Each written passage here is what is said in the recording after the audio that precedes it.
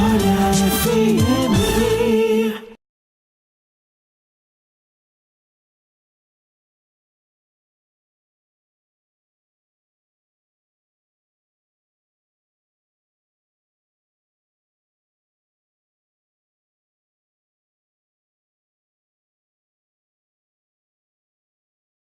Violência, mas é um assunto que diz respeito à atuação de um policial, quer dizer, no que ele recebe de informação e treinamento, e também o lado humano de ter... Isso foi uma cidade no interior de São Paulo que um policial atingiu 2 cães pitbulls que estavam muito ferozes, com o seu dono caído. Se ele fosse mais jovem, porque a gente sabe muito bem, os médicos falam, né, que um ataque do coração aos 45 anos normalmente não dá nem tempo. Como ele tinha 70 e poucos e tinha aquela famosa circulação colateral, deu tempo, mas se tivessem os cães ali, não teria como. Vamos lá, então. Nesse caso aí foi uma escolha, né? Uma escolha até acertada. Lamenta-se pela morte dos cães, mas é o cão, né? O outro não. Sobreviveu. Mas tem um instinto de defesa, né? O cão tava lá defendendo. Isso aí é famoso. Mas enfim, a vida do ser humano estava acima disso, né? Arnaldo. Comandante, a gente falou aqui mais cedo sobre efetivo, e eu vim para a imprensa em Campos em 2014. Né? Antes eu militava só lá em São João da Barra. Desde que eu cheguei aqui, eu ouço falar sobre a possibilidade de um novo batalhão em Guarulhos, e que isso atenuaria aí essa questão da cobertura do 8º BPM e teria um efetivo maior. O senhor, como comandante do 8º BPM, tem realmente alguma possibilidade disso se tornar realidade? Olha só, isso é uma política de governo. A criação, nós temos uma companhia, né, que estamos buscando recursos para fazer uma reforma na edificação que hoje lá existe. A criação de um batalhão depende muito de tratativas entre o governador e o secretário de Polícia Militar, né? Estudos estão sendo feitos nesse sentido. A gente sabe que a vinda de um batalhão, obviamente, traz aí um pouco mais de recurso, né? Mas aí fica fora do meu alcance, né? Te dizer assim, se vai ter o batalhão ou não. Agora, que a gente está buscando nesse primeiro momento, até porque um batalhão, na verdade, não precisa acrescer nenhuma edificação no que já existe, né? Apenas mudaria a nomenclatura e receberia recursos humanos e materiais. Mas o que eu estou buscando imediatamente fazer é justamente para trazer mais conforto para o policial que hoje trabalha na companhia, é fazer a reforma, né, da edificação que está lá. Carece aí de algumas adequações e o batalhão fica aí num momento posterior. Certo, a gente puxou um outro assunto aí que eu vou pegar como gancho, que é a relação do batalhão com o governo do estado. Nós passamos aí por uma mudança recente, estamos em abril, né? Passou agora a marca dos 100 dias de governo, e mudou essa relação, a criação das secretarias de Polícia Militar, de Polícia Civil, a questão da segurança, que era uma das bandeiras defendidas pelo então candidato Wilson Witzel. Na prática, o senhor, como comandante, já tem visualizado essas mudanças? Quais são as iniciativas do Estado para melhorar a questão da segurança aqui no interior? Arnaldo, a criação a extinção, no caso da Secretaria de Estado de Segurança Pública, e a criação das secretarias de Polícia Civil e Polícia Militar dão mais autonomia às instituições, né? Cabendo ressaltar que a integração continua fortalecida, né?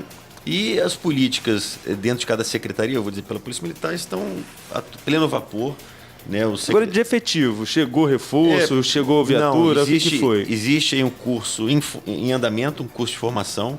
A gente espera receber efetivo, acho que todos os batalhões da Polícia Militar, né? Para você ter uma ideia, só esse ano já foram mais ou menos 30 aposentadorias, né? Esse número cada vez vai diminuindo mais, o número do efetivo, né? Não recebemos novos policiais esse ano, então há uma expectativa em acabando esse curso que está em andamento, que nós recebamos aí um número significativo de policiais para atender as nossas necessidades. Mas em ações práticas do governo do estado, a gente já teve aí novas viaturas, já tem algumas coisas em andamento, né? Nós já recebemos novas viaturas, outras viaturas serão recebidas até junho desse ano, né, finalizando a aquisição em 2019.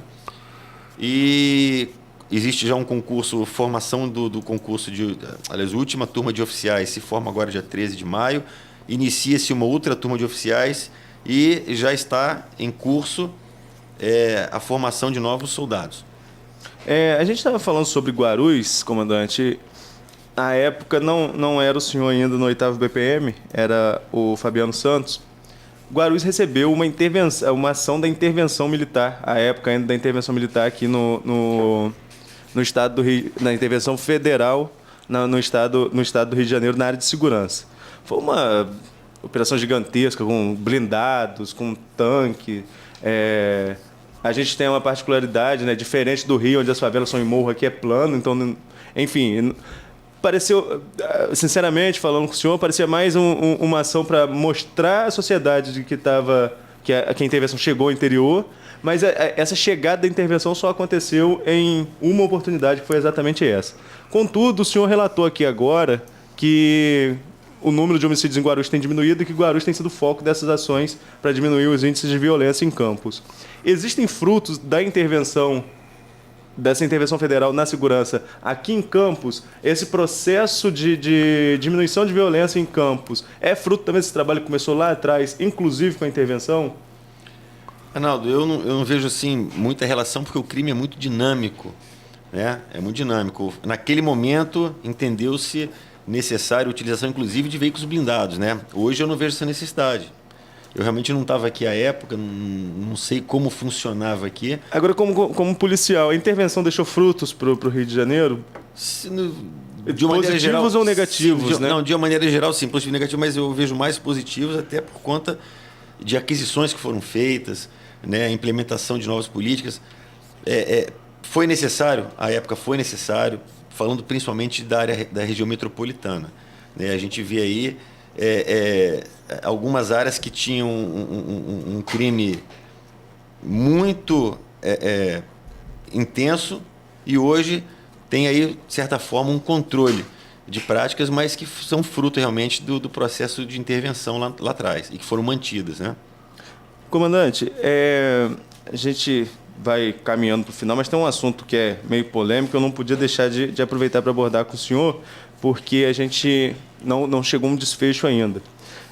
Na terça-feira, a Folha da Manhã trouxe uma matéria relatando uma investigação na Polícia Judiciária que envolvendo policiais em um suposto sequestro com extorsão, e essa investigação está em curso, apesar de a assessoria da Polícia Militar negar, até porque eles falam, a gente não pode confirmar, porque mesmo se tiver, eles não usam essa expressão, mas a gente faz essa leitura. Porque se tiver em andamento é sigiloso e a gente não pode falar nada. Mas existe uma investigação no caso de policial envolvido em sequestro e extorsão. A polícia resguarda o Estado e a gente parabeniza sempre pelo trabalho. Mas agora, como em qualquer ambiente de trabalho, existem também pessoas ali que estão meio que infiltrados, né? São bandidos que utilizam da farda para se infiltrar dentro da corporação. Essas investigações, esse processo, ele é moroso mesmo, da forma que a gente está acompanhando. Está acompanhando isso há um bom tempo. Antes mesmo de publicar, a gente já tinha a informação há mais de 15 dias. Né? Mas é um processo moroso, é um processo também que não pode ser um processo público, né? Porque vai que um policial desse não seja suspeito, mas não seja culpado, você mancha a carreira dele para sempre. Né? Mas como que funciona essa investigação dentro da própria polícia de supostos crimes envolvendo policiais? Arnaldo, você pode ter certeza de uma coisa. Quando a própria Polícia Militar, né, e, obviamente, a Justiça Militar, elas têm algum processo em mãos, esse policial ele vai ser punido exemplarmente. Todo o processo, né, ele é lento, moroso. Na Justiça comum você vê aí, que a gente cansa de prender, daqui a pouco está cruzando com um criminoso na rua novamente, né? Mas a Justiça Militar, ela é implacável, né? Como você falou, toda profissão tem suas maçãs podres, né? Mas ela trata de forma muito séria os desvios de condutas e os crimes, né, praticados por policiais Teve um ano, acho que ano passado, foram mais de 200 policiais excluídos, né? Aquele batalhão prisional tem um número muito grande de policiais que estão lá cumprindo pena. Então, assim, o que eu posso te dizer é que eu confio na Justiça Militar, né? E que ela tem, sim, ao longo dos anos em que eu tenho acompanhado, punido severamente, exemplarmente, aqueles que escolhem o outro lado. Isso a gente até conversou sobre, citamos o caso de Nova York, né? Que, olha, não temos como demitir ou afastar todos os policiais que nós desconfiamos que estejam envolvidos com a corrupção. Então foram criados elementos para evitar a corrupção. Então criaram benefícios familiares, como uma universidade para os filhos, seguros, governos de saúde maravilhosos e tal, para que o policial pensasse 15 vezes antes de se envolver numa corrupção, principalmente nas pequenas corrupções. E aquelas grandes monumentais, ninguém consegue mexer, muito difícil realmente. Mas... E ressalte-se que a polícia de Nova York, lá atrás, antes desse processo que você está falando, Marco Tony, era uma polícia tida como muito corrupta. Muito, muito. Inclusive o famoso caso verídico do Sérpico, que era um policial que foi... caiu numa armadilha de próprios colegas, porque ele não aceitava, em hipótese alguma, nenhum tipo de propina, né, de bribe, como eles chamam, e ele foi... armaram para ele, só que não mataram. E como não mataram, mais de 300 policiais foram presos e afastados. E isso coincidiu com a vinda do Rudolph Giuliani, né? O famoso tolerância zero, aquela coisa toda, o prefeito que deu uma limpada em Nova York. Continuando aqui, alguns outros assuntos que a gente precisa abordar, porque quando a entrevista é boa, o tempo vai embora, né? A gente acaba esquecendo de alguns pontos aqui, que a gente vai entrando quase que num bate-papo e vai fugindo de algumas questões. Recentemente, a Folha também trouxe uma matéria, comandante, sobre remoção de veículos apreendidos em operações do Estado. Os veículos agora eles estão sendo levados para Cordeiro, o que causa um certo transtorno ao contribuinte, mesmo que esteja inadimplente, porque se ele vai ter o veículo apreendido, algum problema com o veículo tem, então a gente tem que também botar os dois lados aí dessa questão. E esses veículos são levados agora para Cordeiro, município aqui na região serrana do município, do nosso estado. Enquanto isso, aqui no nosso município, o Pátio Norte tem um contrato em vigência com o município que poderia ser um local de guarda desses veículos apreendidos. Essa opção do Estado, inclusive essa empresa de Cordeiro, acabou aí o suposto dono sendo preso em uma operação recente do Ministério Público. Não é difícil de entender. Se a gente tem uma coisa aqui em Campos que poderia solucionar, tem que ir para Cordeiro e ainda ter uma empresa envolvida em um escândalo desse, para explicar à população, não é meio complicado? Arnaldo, isso aí é uma questão contratual, né? É porque nós temos aí diversos órgãos executivos de trânsito. É aquele órgão que detém a competência sobre determinada via. Por exemplo, o órgão executivo de trânsito em Campos pertence à prefeitura. Então, ela tem um contrato estabelecido com determinada empresa, que eu acho que é o Pátio Norte, e vai lá. Sim. Nós temos o Detro, que faz a fiscalização rodoviária. Então, ele tem um contrato com outro órgão. Nós temos o Detran, que é o Executivo de Trânsito do Estado, né? Tem outro DR, também, que cuida das rodovias estaduais. Então, cada órgão faz um contrato, né? E para poder utilizar determinado pátio. E aí tem que ver quem é que está prendendo. Se for a Polícia Rodoviária Estadual, que ela tem delegação de competência da Fundação DER, ela vai ter que levar para o pátio contratado pelo DER. No caso de Cordeiro, salvo engano, é o Detran. Foi uma operação lei seca. Pois é, então ele vai levar para onde tem um contrato dele, né? A gente, há mais de 2 semanas, a Polícia Militar não está mais atuando no trânsito. E nós levávamos, inclusive, para o Pátio Norte. Essa história da lei seca é uma coisa interessante. O motorista, sob o efeito de álcool, ele não pode dirigir. Mas nada diz que o carro deve ser apreendido.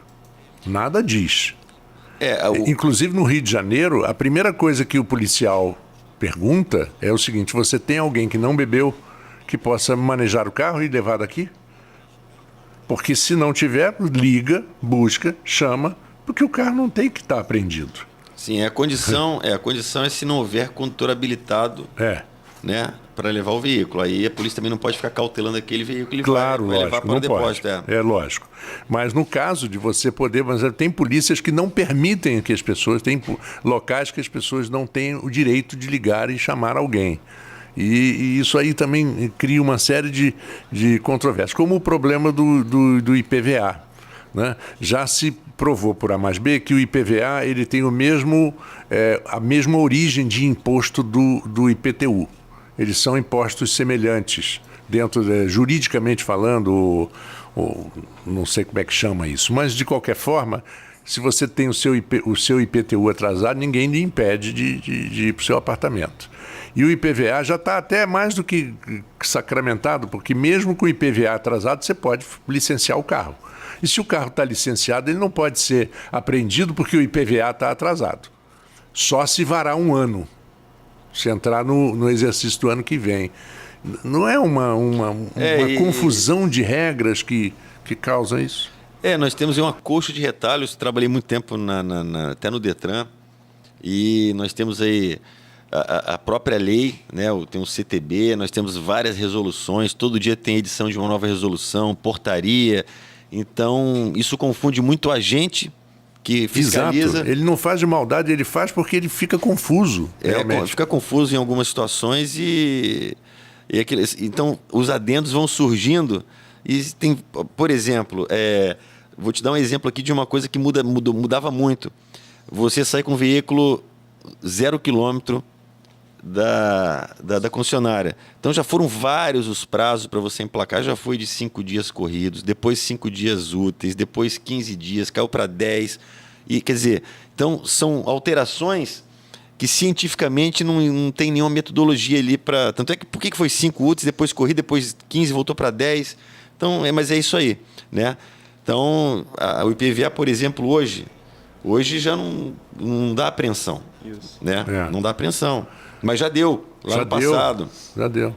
O senhor sabia que um carro com 15 anos de não idade... paga IPVA? Aqui no Rio de Janeiro, porque em São Paulo é só 20. Como é que pode isso? Então... Essa diferença de 5 anos. Eu, por exemplo, tenho um carro... Deve ser também pela cobrança, né? Que a do Rio é bem superior do que as outras. Né? Pode ser também, mas de qualquer forma, lá só com 20 anos de idade é que o carro fica isento de pagar o IPVA. Ele paga as outras taxas, evidentemente. Sim. Né? E já existem discussões em relação ao IPVA, que não poderia ser cobrado anualmente, porque já se paga nos pedágios, já se paga nisso, já se paga naquilo. Essa discussão agora, exatamente. Tem essa discussão também. Nós ainda temos uns 4, 5 minutos aqui no segmento para encerrar a conversa com o comandante. Comandante, a gente está falando de redução de homicídios aqui na nossa região, mas o G1 soltou ontem à noite, lá por volta de 11 horas, meia-noite, um levantamento deles, um levantamento próprio, uma ferramenta que eles criaram de compilação de dados de segurança pública, excluindo o Paraná, que não disponibiliza esses dados, não disponibilizou a eles esses dados, e apontou uma redução de violência em 25%, redução de letalidade violenta em 25% em todo o país. Politicamente, nosso país passou por uma mudança drástica, digamos assim, né? Foi uma guinada total. Depois de 30 anos, mais ou menos, do centro-esquerda no poder, você teve uma ascensão da direita com um discurso muito forte na questão de segurança. Eu queria saber mais a opinião do Rodrigo Biapino do que do tenente-coronel Rodrigo Biapino. Essa questão aí da segurança como bandeira de política e esses dados, você acha que tem uma correlação com relação a isso? Você acha que realmente a população optou por um lado político e isso está tendo práticas no dia a dia do nosso país? Eu acho que pode ter sim uma pequena influência, mas eu vou dizer mais. A população não aguenta, né? E os organismos policiais, fazendo parte dessa população, né, também não aguentam. Então, está se tentando aí nos últimos meses, não vou nem dizer agora, mas no final, já no meados de 2018, se dá um basta, né, nessa criminalidade. E a gente está vendo que locais que anteriormente eram locais de extrema paz, né? Eu vou citar, por exemplo, o sul do Brasil, hoje já não tem mais essa paz, né? Então, as pessoas acordaram e estão, obviamente, adotando medidas mais duras e mais até medidas extremas para conter, né, esse avanço da criminalidade. Então, eu acredito que é uma série de fatores que vem trazendo, que corroboram para essa redução, né? Aí você me pergunta assim, se essa última eleição, se essa mudança, expectativa ajuda, talvez dê um ânimo para o grupo de pessoas envolvidas até na segurança pública, né? Mas eu digo mais que é a população não aguentando e junto com toda a estrutura estatal mudando um pouco a sua rotina e a sua maneira de atuar, buscando novos mecanismos para atuar diretamente no combate à criminalidade. Isso que o comandante falou normalmente a população, o ser humano, ele quando analisa uma injustiça ou alguma coisa ruim que acontece com outros, eles criticam, eles veem, entendem a violência, mas o problema é que acontece com todos. Conosco também. Aquela pessoa que está analisando também é vítima. Então você chega um momento em que você diz, não, peraí, eu não aguento mais. Eu não aguento mais. E o risco, comandante, também do justiceiro, né? Grupos de justiceiros. Não, peraí, aqui na minha rua não vai acontecer mais. Eu vou começar a dar tiro, começar a matar. E o que o senhor acha disso? É um risco muito grande das pessoas perderem, inclusive, o limite. Sim, com certeza. A gente, obviamente, né, não quer que ninguém faça isso. Que quem tem que resolver o problema de segurança pública diretamente no foco, obviamente que não é só um problema de polícia, mas os organismos policiais, né, que não se faça justiça com as próprias mãos e por conta própria, que se acione. Mas Marco Antônio, é uma situação complexa. Eu vou só exemplificar. Na semana passada, uma dupla de motopatrulheiros da Polícia Militar abordou 2 garotos de bicicleta.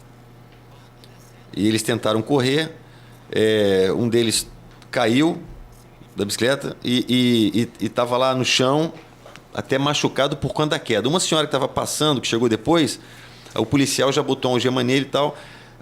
Que absurdo! Que violência! Aí o policial mostrou para ela que o garoto estava com uma pistola, um simulacro de pistola, e ele tinha acabado de roubar 2 vítimas que já estavam registrando na delegacia. Então, assim, a percepção que as pessoas têm, né? Então, essa senhora, se ela não tivesse visto, ela ia falar mal da polícia, que a polícia é truculenta, mas, primeiro, que não foi o policial que derrubou, e segundo, que ele pegou os 2 adolescentes infratores e ficaram apreendidos, quer dizer, por conta de uma situação ali que ela não estava presenciando no momento. O Marco Antônio levantou uma questão aí de legítima defesa pessoal ou justiça com as próprias mãos em alguns casos. A gente já está terminando. Flexibilização da posse de arma e o debate sobre porte de arma do cidadão comum. Qual a opinião do senhor? Eu vou entrar na mesma situação da Guarda Municipal. Hoje a legislação ela é rigorosíssima para que a pessoa possa portar a arma. Posse é você ter a propriedade em casa. Isso eu sou favorável, né? Detalhe, existe também alguns requisitos para que você tenha a arma. Você não pode ter antecedência, não é qualquer um. Não é qualquer um já. E ter uma arma em casa é uma coisa. Como tinha-se antigamente, né? Antes da lei do desarmamento. Agora, o portar a arma, que é mais complexo. Então, acho que para o cidadão comum, né, já é rigoroso, só que eu acho que tem que tornar mais rigoroso ainda, para que eles possam estar portando e, obviamente, andando armados, né? É uma situação complicada. O policial militar, o guarda municipal, as pessoas da segurança que são habilitadas, beleza. Agora, o cidadão comum, eu acho que tem que ter um rigor ainda maior para que ele possa estar portando arma. Mas a possibilidade de porte, o senhor acha que é um debate pertinente? É pertinente. Tem também não vou citar nome, um artista, um cantor, que fez uma pergunta, jogou nas redes sociais, será que eu ganhando salário mínimo, se eu ganhar salário mínimo, eu poderia comprar uma arma? Aí responderam imediatamente, não, você não, porque você já foi preso por porte de drogas, de entorpecente, você já teve isso, aquilo, você não poderia, não. Então, acabou a discussão ali, né? E é como o senhor fala, tem que haver um rigor, né? Jamais poderá ser como nos Estados Unidos, que você entra Leva na sacola várias armas. Eu vou dizer uma empresa até que já fechou, né, lá nos Estados Unidos, um Kmart da vida, o sujeito entra e compra, né? Aí, imediatamente, as organizações que são contra dizem, que em Campinas o sujeito entrou numa igreja, matou não sei quanto e depois se matou. Gente, aquela arma era de numeração raspada e de uso exclusivo das Forças Armadas. Ele não conseguiria comprar aquela arma em lugar nenhum no Brasil, se fosse aprovado. Então tem isso também, né? Sim, porque sim. O criminoso que tem a arma, ele não precisa de autorização do governo para comprar arma. Ele consegue. Sim. E armas letais, né? Como a gente fala. Verdade. Marco Antônio, a gente está caminhando para o final, né? Exatamente. Então, é só abrir para as considerações finais do comandante. O comandante falou algumas vezes aqui que ele tem origem no sul, né? Santa Catarina, comandante? Santa Catarina. Vai falar um pouquinho sobre essa diferença do trabalho, ou a diferença da questão de segurança no sul, aqui para o Rio de Janeiro. E também aproveitar o espaço para falar sobre as metas do trabalho do 8º Batalhão. A diferença do sul para a região sudeste, né, e para a região nordeste, a diferença cultural, cada região dessa tem sua cultura própria, né? Os municípios são menores, né? Campos Goytacazes, se fosse colocado lá no meu estado, seria praticamente a maior cidade do estado de Santa Catarina em matéria populacional, né? Em termos populacionais. Então, são cidades menores, você tem como fazer as devidas correções de uma maneira mais fácil, a própria colonização facilita isso. Então, assim, são situações bastante distintas, né? Aqui no Rio de Janeiro é uma luta diária, né, em todo o estado. Eu vejo que há um esforço muito grande por parte do poder público, de maneira geral, né, aí incluídos aí estado, município e até a União, para que tudo dê certo, né? O problema financeiro que houve no estado prejudicou bastante a área da segurança, foram muitas pessoas desempregadas, né? Eu dou muito exemplo de Macaé, que é uma cidade que estava no topo, né, do desenvolvimento e de uma hora para outra puxou o tapete ali por conta da Petrobras e várias pessoas que vieram de fora, de outros estados, muito longe inclusive, ficaram sem emprego, mas permaneceram na cidade. E isso levou ali o aumento considerável da criminalidade, né, ao longo dos últimos 2 anos. Mas, assim, eu vejo com bons olhos todas as iniciativas que estão sendo desenvolvidas, né, para que a gente chegue aí a um bom termo e que melhore cada vez mais a segurança da população. Bom, agradecemos mais uma vez ao comandante Rodrigo Ibiapina. Parabéns pelo seu trabalho e a gente sempre fala aqui, parabéns pela transparência, que eu acho que com transparência tudo fica melhor. Arnaldo, para encerrar. Só também parabenizar o trabalho do comandante e torcer para que o trabalho seja cada vez mais positivo, né? Porque o trabalho da polícia sendo positivo só tem a ganhar a população de forma geral, né?